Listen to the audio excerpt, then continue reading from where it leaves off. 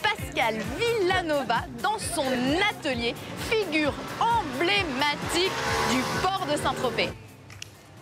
Pascal? It's me. Pascal! Comment ça va? Très bien. Bon, alors c'est ça la classe à Saint-Tropez. Et on ne vient pas dans une boutique de location de bateaux, on vient directement voir Pascal dans son atelier. Dans un petit chantier. Un petit chantier. Que je tiens depuis 40 ans. Rien que ans. ça. Voilà. C'est presque une serre aussi, hein, parce voilà, que là, il doit faire à peu près 45 degrés. Et là, le film Dieu créa la femme a été tourné ici. Avec Brigitte Bardot. Voilà. Qui était nue. Je ne l'ai pas vue. Alors, qu'est-ce que tu nous concoctes comme programme? Apparemment, il faut aller retrouver Alain qui est sur son bateau. Ah, mais on y va alors. Voilà, on va y aller. C'est parti.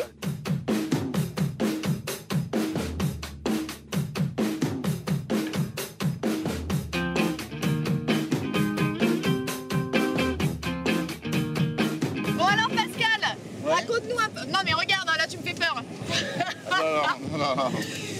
Raconte-nous un peu ton histoire. Qu'est-ce que tu fais à Saint-Tropez depuis 40 ans? Je m'occupe des bateaux.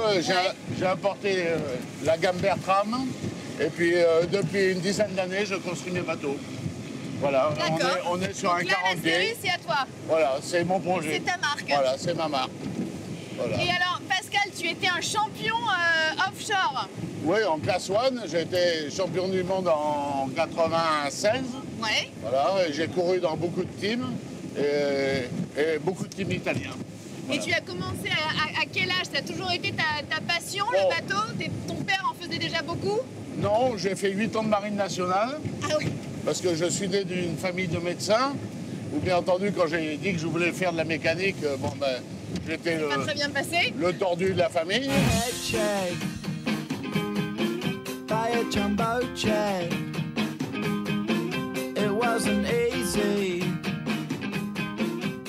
T'as vu, maintenant ça bouge plus, regarde. On a doublé le vitesse, viens là, viens côté de moi. Viens là. Ok. Voilà, assis-toi là. Alors, il y a la bouée là, hein, Pascal.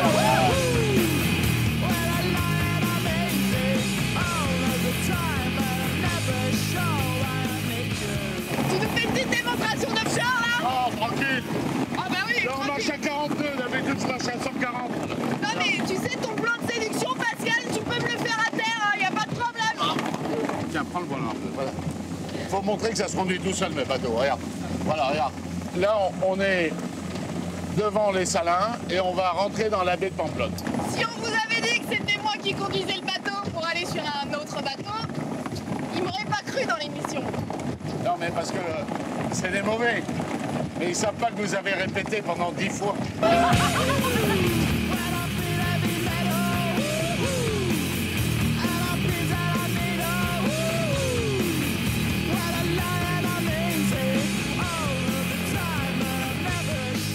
alors où est-ce que tu nous emmènes, Pascal, maintenant? Eh bien là, on va aller sur le bateau d'Alain Moreux. Ouais.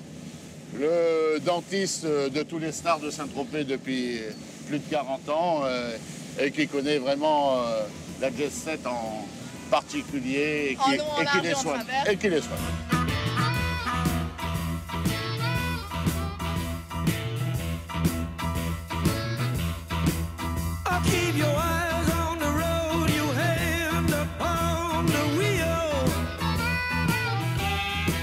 Alors, raconte-nous un peu l'histoire de ton bateau, alors. Alors, ce bateau, c'est un coup de cœur de ma femme, qui est petite fille d'un armateur procidin. Et ma femme a été élevée dans le culte de ce grand-père. Et un jour, elle est tombée amoureuse de celui-là. Alors, je ne pouvais pas faire rien de moins que de le lui offrir. Voilà, c'est la moindre des choses. Après 45 ans de mariage, je lui ai offert le bateau presque 50 ans. Tiens, viens voir. Et je vais te faire conduire ce bateau. Assieds-toi là, je vais te montrer comment ça se passe. J'en aurais conduit des bateaux aujourd'hui.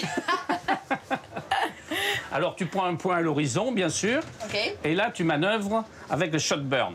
Allez. Un peu encore, un peu. Vas-y, carrément quand même. Ah bon, bah, tu me dis Bravo, doucement.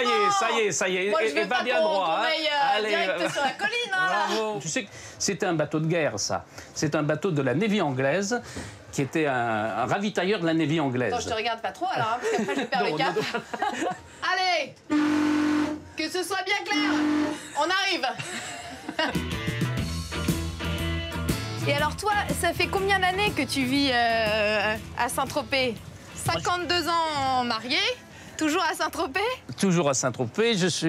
Nous sommes arrivés en 65. C'était déjà très convivial. Il y avait beaucoup de monde, c'était connu. Il y avait des rivas plein le port, des beaux voiliers. Et la population autochtone était importante, alors que maintenant, le village meurt de plus en plus. Les maisons sont fermées l'hiver. Et les gens qui fréquentaient Saint-Tropez à l'époque étaient fort abordables. Et j'ai connu le Saint-Tropez qui était vraiment le Saint-Tropez qui a fait sa réputation d'aujourd'hui. Quand on est un peu curieux et si on est un peu modeste, ici on a le monde entier qui vient nous rendre visite. Bien sûr. Donc chacun nous apporte quelque chose. Jet set très. J'ai connu complètement le jet set, mais je n'ai amical. Amical, ça n'a rien à voir avec ce que c'est maintenant. Ça n'a rien à voir. C'était tout à fait autre chose. Et nous sommes restés dans ce pays parce que ce village de Saint-Tropez, cette presqu'île plutôt, est quelque chose où la couleur, les lumières, ce sont des plaisirs. Tu as tous les sens qui sont mis voilà, en ce sont des plaisirs vrais et qui sont gratuits. Il suffit d'avoir des yeux, des oreilles, un brin de culture et puis une prédisposition de l'âme à s'intéresser aux choses et tout n'est que plaisir. Et c'est bien que tu nous dises ça, parce que tu vois, nous, le concept de cette émission aujourd'hui, c'était de faire une émission un peu différente de tout ce qu'on a déjà vu sur Saint-Tropez. Et au contraire, de montrer que Saint-Tropez, c'est pas juste le bling-bling, la fête, les yachts, mais qu'il y a une vraie richesse et des produits du terroir. Et qu'ici, on vient, on se balade dans les petites ruelles et on découvre des boutiques qui existent depuis des années. Oui, il y a une véritable identité dans cette presqu'île. T'es amoureux, toi, Alain? Moi, je suis complètement inconditionnel de ce village à travers sa vérité. Et l'été, en plus, on a ce spectacle de ces gens qui viennent avec des bateaux qui sont peut-être ostentatoires, mais c'est aussi un spectacle, il faut aussi en profiter un peu, c'est quand même extraordinaire. Il y a peu d'endroits où on voit ça. Alors Ici, c'est un peu le jeu de voir et être vu. Voilà, alors on regarde ce qu'il y a, tout ça, tout est très enrichissant ici, je trouve.